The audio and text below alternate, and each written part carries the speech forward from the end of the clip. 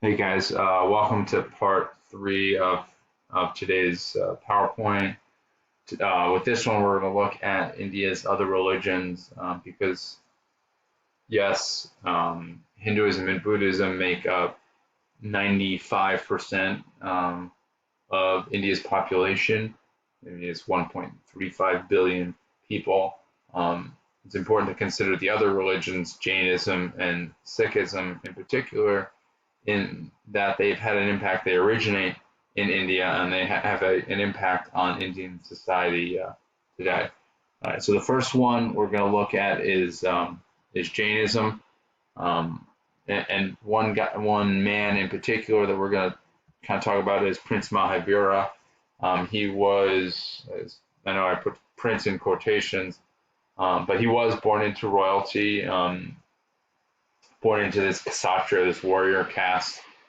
But he eventually, much like the Buddha, gave up that life of luxury and decided to venture out into the real world. And in his wanderings, he witnessed the suffering that the world endured, and he dedicated the rest of his life to fasting, to long periods of fasting and meditation.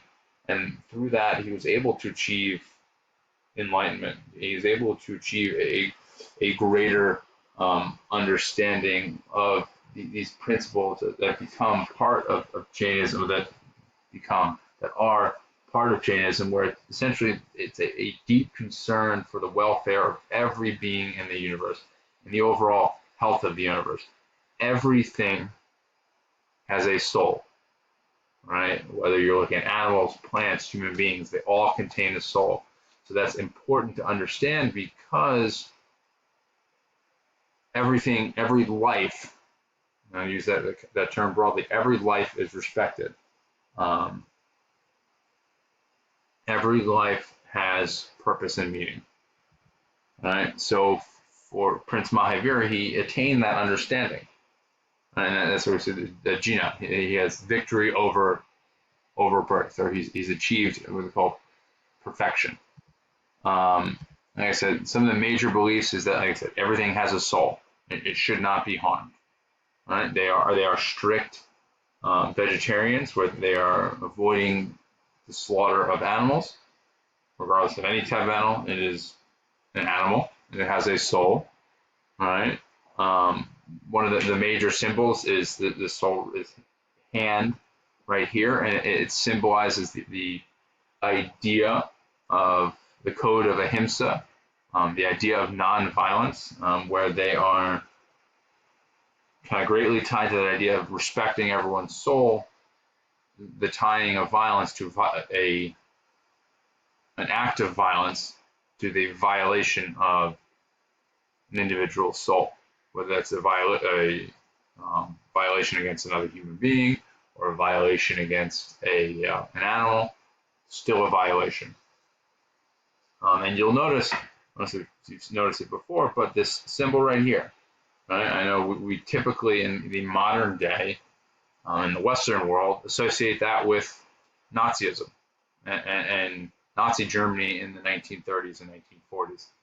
However, the swastika was a symbol that has been a part of world history for millennia, dating back to the ancient Greeks and that part of the world, but also in Asia and in particular in India. So the swastika is an important symbol because it represents the four beings, four states of existence: the heavenly body, the human body, the animal, or the hellish body, or hellish existence, human existence, heavenly existence. So it symbolizes those four states of existence and the balance between all of them. And so we see all four arms are equally balanced. You'll notice the one difference. I know we haven't talked about Nazism. I don't know how much you guys know and understand, but the symbol, the Nazi symbol, the Nazi swastika is rotated just about 90 degrees. So instead of it being completely upright, it is kind of at an angle, almost like a diamond shape instead of a box, instead of a square, I should say. And part of the problem for Jainism is that they have very few followers because they are, again, tying back to that idea of respecting all souls and this non-violence, is that they teach tolerance, and they're not forcing conversions on individuals like many of the Western religions. They're not preaching their religion on others like Christianity, Judaism, Islam, Buddhism, Hinduism. Like they're not pushing, in some ways, pushing their religion onto others. And that again creates a problem because they're, one, persecuted because they are nonviolent, not going to necessarily react, and also they're not going to grow a following that's going to be able to kind of defend itself when it needs to. But in many ways, they still do have some connections to Hinduism. One of them being that the belief in reincarnation. So this idea that they are completely separate is not really fair, but there are some stark differences. The next religion that we're going to look at is Sikhism. You'll hear I might even myself switch between it. It's often it's either Sikhism or Sikhism, depending on where you live. From what I understand, is that it's the pronunciation changes, but it's still, this is how it's spelled, Sikh. So Sikhism originated in the Punjab region of India, which you can see in this map right here is kind of highlighted in red. It is in the northwest section of India, bordering Pakistan, modern day Pakistan. And in that region, you have the Temple of Amritsar. So you'll see here in the picture here, it's this golden temple. It is the holiest site of worship for Sikhs.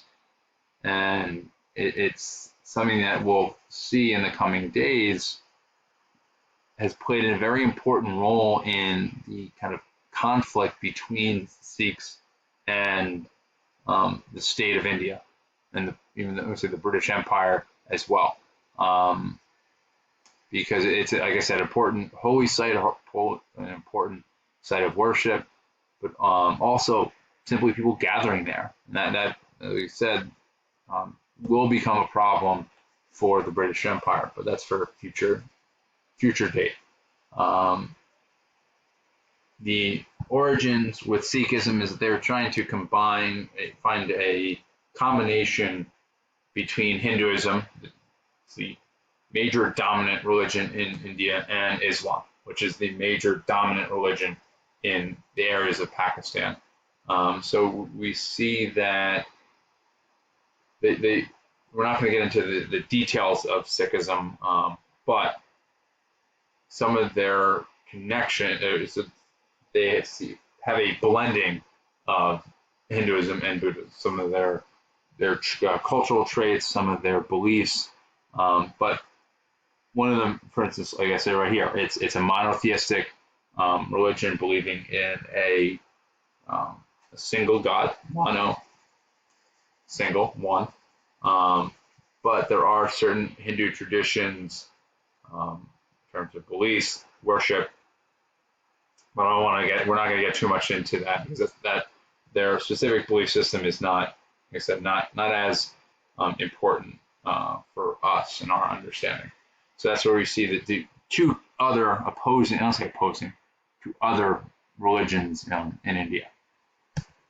All right, so the last thing I want you guys, this is posted on the discussion board for our class, the exit ticket, but I just want to show this to you here. So I want you guys to take a couple minutes to kind of brainstorm if there are any rituals, practices, customs that are important to your family.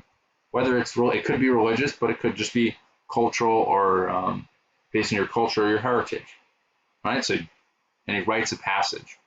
So you think of for Judaism, bar and bat mitzvahs, or any major celebrations, a graduation, any major festivals that people attend, or that your family or your group attends. So we want to think about is if your participation in a club, a sport, or event at Highland was dependent on you violating that important part of your culture, your heritage, your religion, how would that make you feel? You still want to be a part of this club, you want to participate in this event, but then you're violating your culture, you're violating your background. So just kind of, I want you to kind of post your ideas how you would feel about that. All right. So just make sure you get that into the discussion board. All right. Talk to you guys later.